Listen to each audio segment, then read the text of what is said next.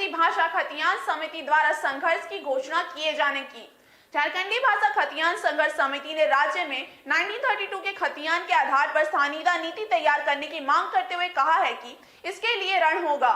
समिति के जयराम महतो ने कहा कि इसके लिए अभी वे वैचारिक लड़ाई लड़ रहे हैं, जिसके तहत वे सरकार के समक्ष अपनी बात रखते हैं कि उनकी मांगे कैसे जायज है। झारखंडी भाषा खतियान संघर्ष समिति की पूर्वी सिंहभूम इकाई की ओर से जमशेदपुर निर्मल गेस्ट हाउस में आयोजित प्रेस कॉन्फ्रेंस में समिति के जयराम कुमार महतो ने कहा कि झारखंड अलग राज्य बनने के 22 वर्ष बाद भी इसकी अपनी पहचान नहीं बन पाई है, यहाँ के निवासियों की पहचान नहीं बन पाई है। इसी के लिए धनबाद बोकारो से भाषा आंदोलन की शुरुआत हुई थी, जिसमें लाखों की संख्या में स्थानीय लोगों ने सरकार की नीतियों के प्रति अपनी असहमति जताई।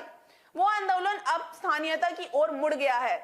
यहाँ के स्थानीय लोगों की पहचान के लिए नीति बननी चाहिए, नहीं तो यहाँ के निवासी धीरे धीरे गांव में सिमटते जाएंगे और झारखंड में कुछ भी झारखंडी नहीं बचेंगे। जयराम महतो ने कहा कि इसलिए 1932 के खतियान को स्थानीयता का आधार बनाने की मांग की जा रही है, जो सर्वथा उचित एवं संवैधानिक भी है। उन्होंने कहा कि इसके लिए बिरसा मुंडा, निर्मल महतो, जयपाल सिंह मुंडा व विनोद बिहारी महतो की तर्ज पर भी संघर्ष होगा। अभी हम लोग वैचारिक संघर्ष कर रहे हैं, जिसके तहत वो सरकार के समक्ष अपनी मांगे रखते हुए ये साबित करने की कोशिश करते हैं कि किस तरह उनकी मांगे जायज एवं संवैधानिक भी है। जैसा कि सभी जानते हैं, पूरे राज्यवासी जानते हैं कि धनबाद और बोकारो से भाषा को लेकर एक बहुत बड़ा आंदोलन खड़ा हुआ था। लगभग 4.5-5 लाख लोग सड़क पर आकर इसका विद्रोह किए थे, सरकार के प्रति असहमति जताए थे, क्योंकि झारखंड जो बना था, झारखंड का जो गठन हुआ था, उसमें कहीं ना कहीं भाषा, संस्कृति, परंपरा और भौगोलिक स्थिति भी आधार थी। उसी क्रम में ये आंदोलन प्रारंभ हुआ है और इस आंदोलन का हम लोग स्थानीयता की ओर रुख मोड़ चुका है, क्योंकि जितने भी हमारे राज्य हैं भारतवर्ष में, सभी राज्यों की कोई ना कोई पहचान है, आइडेंटिटी है कि उस राज्य का निवासी कौन है। लेकिन झारखंड की 22 वर्षों में भी कोई आइडेंटिटी नहीं बन पाई है। आइडेंटिटी अगर बनाने का प्रयास भी किया गया है तो कहीं ना कहीं उसमें झारखंडियों के हक अधिकार को मारने, खत्म करने जैसा है। उसी क्रम में आज ये आंदोलन खड़ा हुआ। 22 वर्ष का झारखंड, लेकिन आज भी जो यहाँ के मूलवासी हैं, आदिवासी हैं, चाहे जिनके मकसद के साथ झारखंड बना था, वे लोग हाशिए थे।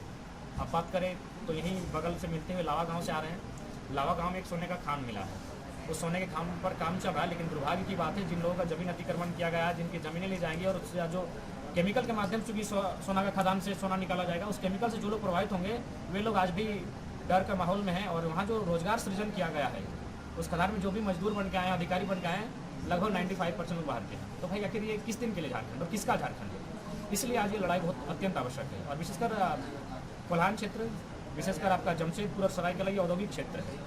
आदरणीय महामहिम राज्यपाल महोदय के लेटर हेड से जारी हुआ था कि निजी कंपनियों में भी 75% रोजगार स्थानीय लोगों मिले। पर प्रश्न यह है कि स्थानीय कौन? 75% कैसे तय करेंगे कि आखिर स्थानीय है कौन? इसलिए आज जरूरी है स्थानीयता को परिभाषित करने की और उसी के आधार पर नियोजन नीति परिभाषित करने की। और नहीं तो फिर आने वाला दिन क्या होगा, झारखंड धीरे धीरे जिस प्रकार अंग्रेजों ने ईस्ट इंडिया कंपनी के माध्यम से भारतवर्ष को गुलाम बनाया था, ये झारखंड एक दिन औपनिवेशिक गुलाम के हाथों में चला जाएगा। बड़ी बड़ी कंपनियां, बड़े बड़े लोग और फाइनली जो यहाँ के लोग हैं, जो गाँवों में संकुचित भाव से रहते हैं। झारखंड की सबसे पहली खासियत यही है, और चूंकि आदिवासी तबका, उसकी पहली खासियत है कि जो बाहरी लोग आते हैं उनसे वे संकुचित रहते हैं, उनसे थोड़ा सा हिचकते हैं। और फाइनली क्या होगा, हम लोग गाँवों में सिमट कर रह जाएंगे और धीरे धीरे झारखंड में पूरी तरह से बाहरी संस्कृति, बाहरी भाषा, बाहरी परंपराएं हावी हो जाएंगी। देखिए, रन अभी तक जिस प्रकार से हुआ है, चाहे बिरसा मुंडा के नेतृत्व में जिस प्रकार हुआ है, निर्मल दा के नेतृत्व में जिस प्रकार हुआ है, उस प्रकार से भी होगा।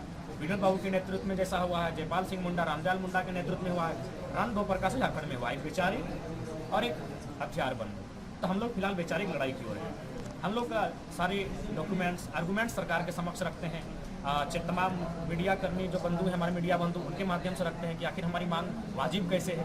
लोग बात करते हैं कि भारत एक संवैधानिक देश है, संविधान किसी को कहीं रहने बसने की आज़ादी देता है, तो फिर हम उसी संविधान के पन्ने पलट कर प्रश्न करते हैं कि नागालैंड 371 क्यों बना है, जो कहता है कि नागालैंड में कोई भी बाहरी राज्य के व्यक्ति वहाँ जमीन नहीं कर सकते हैं, उनकी जो रूढ़ी प्रथाएं हैं उन पर कोई डिस्टर्ब नहीं कर सकता। अगर कोई कानून बनाएगा, अगर केंद्र अगर कानून बनाएगा तो आपको विधानसभा से परमिशन लेना होगा। वहीं अरुणाचल प्रदेश से जहाँ प्रवेश करने के लिए इनर लाइन परमिट लगता है।